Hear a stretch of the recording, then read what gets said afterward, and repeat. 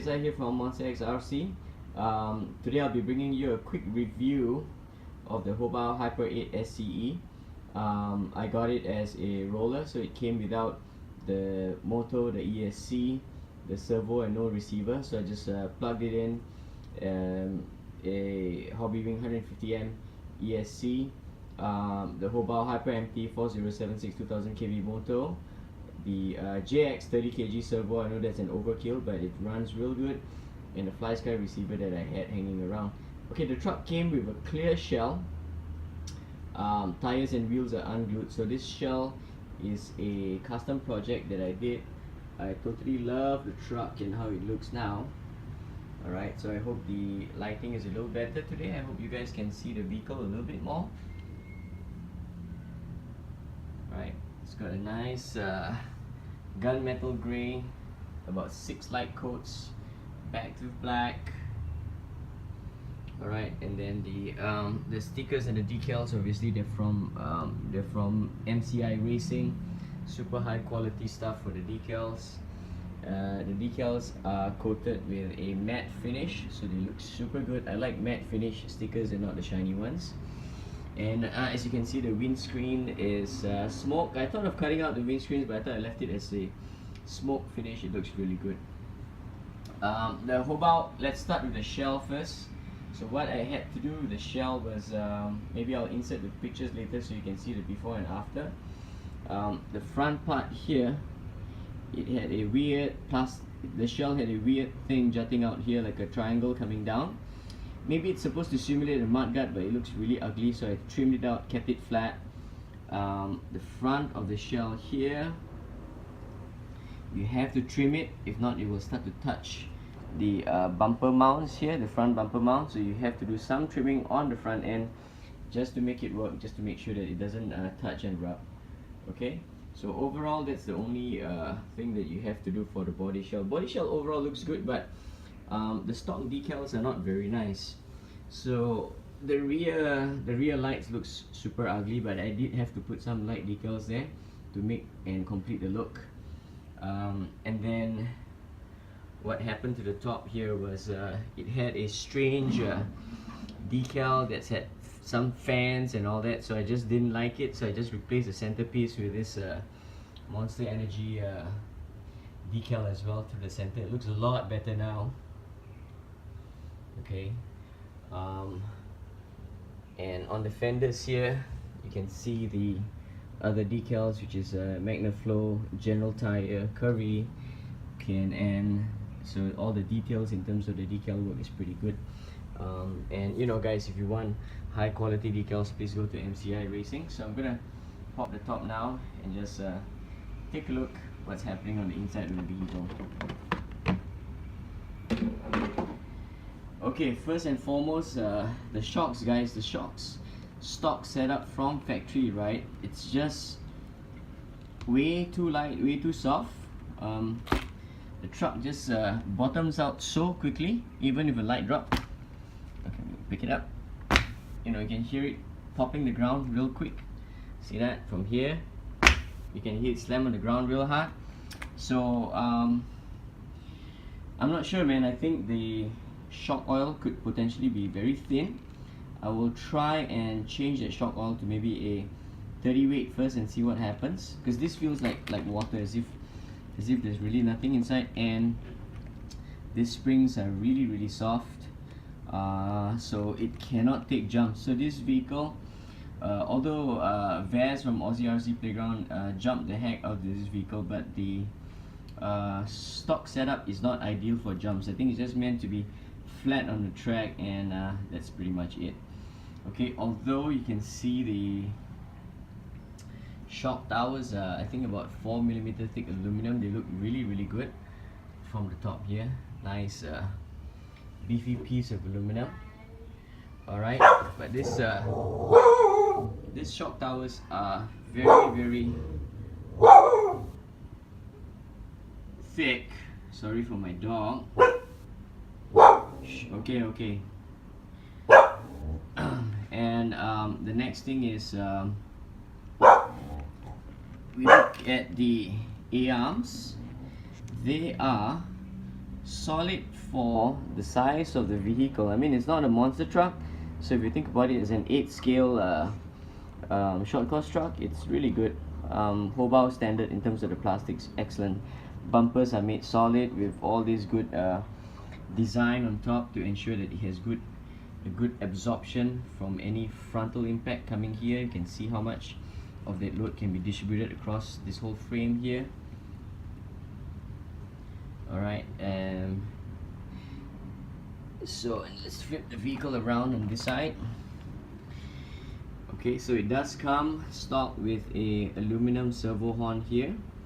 Alright, so it's really easy to fit the servo. All the your receiver is here. So I mounted the ESC on top. You know, you have to put really good double-sided tape on top because there's very little space for zip ties. What else?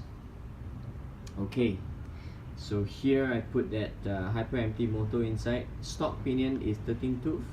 I forgot what's the spur, but for this current setup at 2000 kV, the motor runs really cool. I think you can gear it up. Some guys gear it up to 15 tooth, and then we flow to the rear here.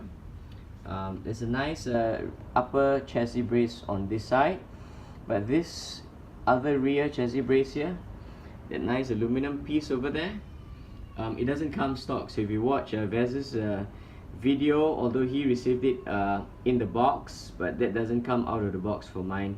So I think, guys, highly likely Hobao sent to Vez with all the additional optional parts involved for the vehicle, and they shipped it to him. So you need to buy this this brace separately for yourself. Okay. What else? I think rear end is ultimately very similar to the front. Several adjustments for the upper shock tower, single adjustment for the lower shock tower, and again, it's just like way too plush and soft. It bottoms out super fast, and I just don't know why. I think it's still, again, back to the shock oil. And the battery tray, let's talk about the battery tray. The battery tray, I think it can fit a single 4S pack, but if you're running two 2S packs, you have to strap the 2S packs well across the vertical line and then put it across the horizontal line. I have some pictures, I'll put it up for you right now.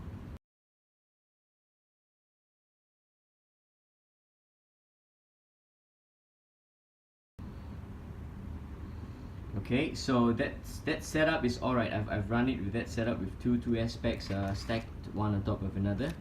And you see this foam here. I believe it can take a really huge pack, but I don't know what, you know. Could be a single large 3S pack, could be possible.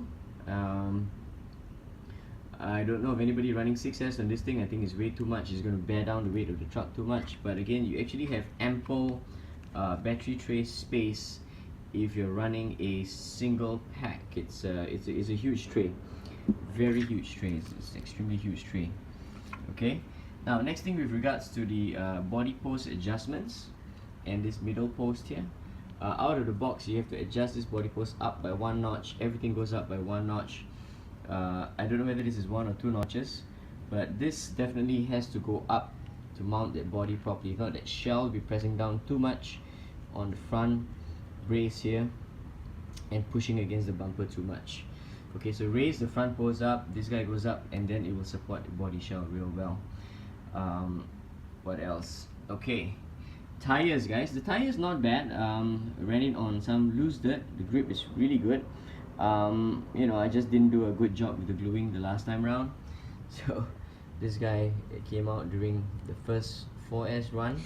But overall, the tire compound feels really good. I just don't like how, you know, the word Hobao is so big over here. I might try putting the what's that, team associated DB8, the desert buggy, the general tire, general grabbers on it to have that scale look a little bit more. I think it might be a bit taller, but I hope it will run. The diffs feel really open. The diffs feel super open and super loose. So I don't know, maybe the diff oil is really light or it's just grease inside. I have not opened it up. Same for the rear. Underneath the underbelly, the chassis looks good, nice and clean setup right at the bottom. Overall, I must tell you that Hobao really excels on the plastics. They're super tough. The first run had quite a few frontal impacts and a few flips. Nothing bent, nothing broke, so that's pretty awesome. So let's stack back the shell. I'm really proud of my body shell work. Alright, so alright guys, the Hobao Hyper 8 SCE, I think it is a very fun short course truck provided you spend some time tuning the shocks. I haven't had the time to tune the shocks, so I hope to do it over the next few days and maybe just swap around that shock oil. If there are aftermarket springs or not, I'm not sure. So, but the spring feels a bit soft for jumping. So if you want to do serious jumps, I think you have to really take it easy on this truck, or if not, you will experience quite a lot of shock and bending at the shock towers. As Vaz has shown in his videos, the shock towers bent inwards, and that's not great. Other than that, I think it is a really good vehicle for you to experiment with for a slightly larger scale for a short course truck. Alright guys, Reza here from Monster X RC signing out.